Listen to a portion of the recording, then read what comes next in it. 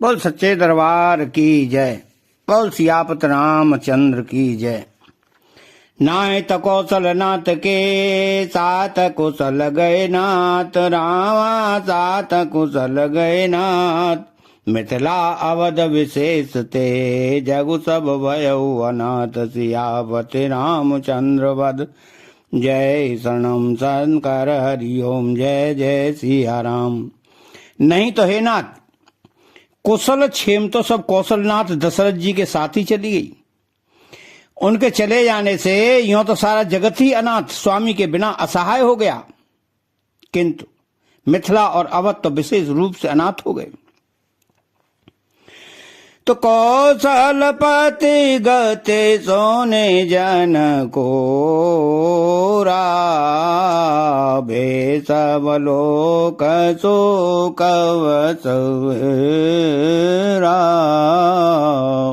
जे देखे ते समय विदेऊ, नाम सत्य असलागन के।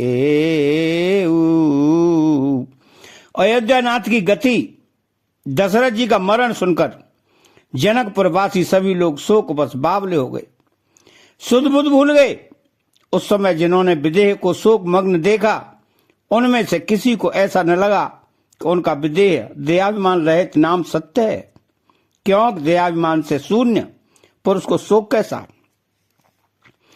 राने कुचाले सोनत नर पालहि, सूजन कछु जस मन बिनु ब्यालहि। भरत राज रघुवर वनवासु, मिथिलेश हृदय राजू। रानी की कुचाल सुनकर राजा जनक जी को कुछ सूझ न पड़ा, जैसे मणि के बिना सांप को नहीं सूझता। फिर भरत जी को राज्य और श्री रामचंद्र जी को वनवास सुनकर मिथिलेश्वर जनक जी के हृदय में बड़ा दुख हुआ। नृप बूझे बोध सचिव समाजू, कहूँ विचारे उचित कायु। समोजे अवध असमंजस दो, चलिय किरही अनक कछु को। राजा ने विद्वानों और मंत्रियों के समाज से पूछा कि विचार कर कहिए कि आज इस समय क्या करना उचित है। अयोध्या की दशा समझकर और दोनों प्रकार से असमंजस जानकर चलिए या रहिए, किसी ने कुछ नहीं कहा।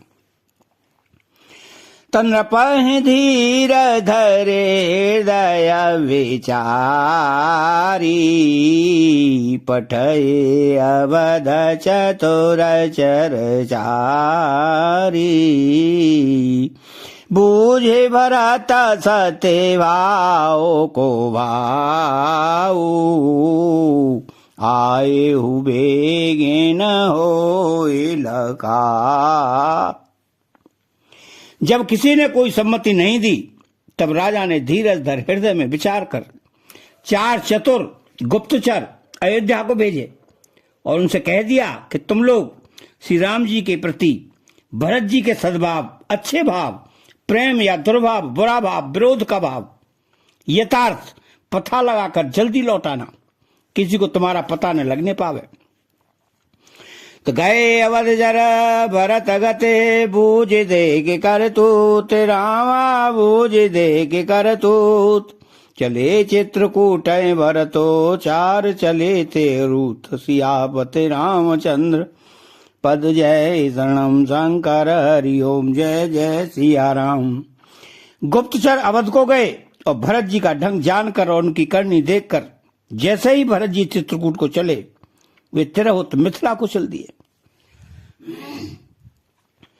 दूतन आए भरत कई करनी, जनक समाज जथा मथे वरनी। सुने सोर पारे जन सचिव मही पते भे सब सोच सने विकल थे। गुप्त दूतों ने आकर राजा जनक जी की सभा में भरत जी की करनी का अपनी बुद्धि के अनुसार वर्णन किया। उसे सुनकर गुरु, कुटुंबी, मंत्री और राजा सभी सोच और स्नेह के अत्यंत व्याकुल हो गए। धरे धीरज जो करे भरत बड़ाई, लिए सुभट साहनी भुलाई। गरपुर देश राखे रखवारे, हय गय रथ बहु जान सवारे। फिर जनक जी ने धीरज धरकर और भरत जी की बड़ाई करके अच्छे योद्धाओं और साहनियों को बुलाया।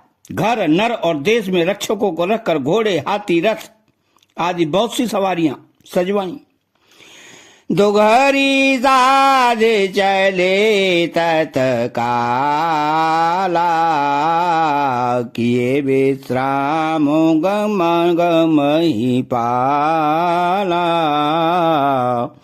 भोर आजो नहाए प्रयागा,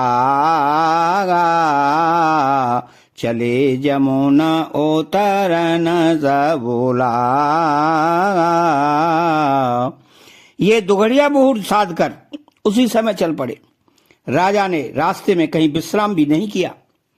आज ही सवेरे प्रयागराज में स्नान करके चले हैं। तो जब सावल यमुना जी उतरने लगे तो खबर लेना हम पठे ना था। तिन कहे असमहे नायं मारा।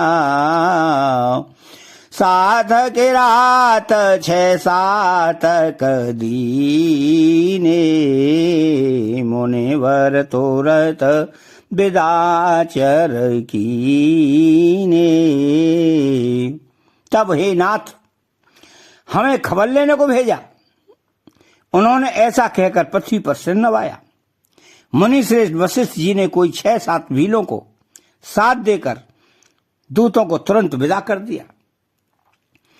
तो मंगल भावन अमंगल हारी, द्रवहु सुदशरथ जिर बिहारी। अतः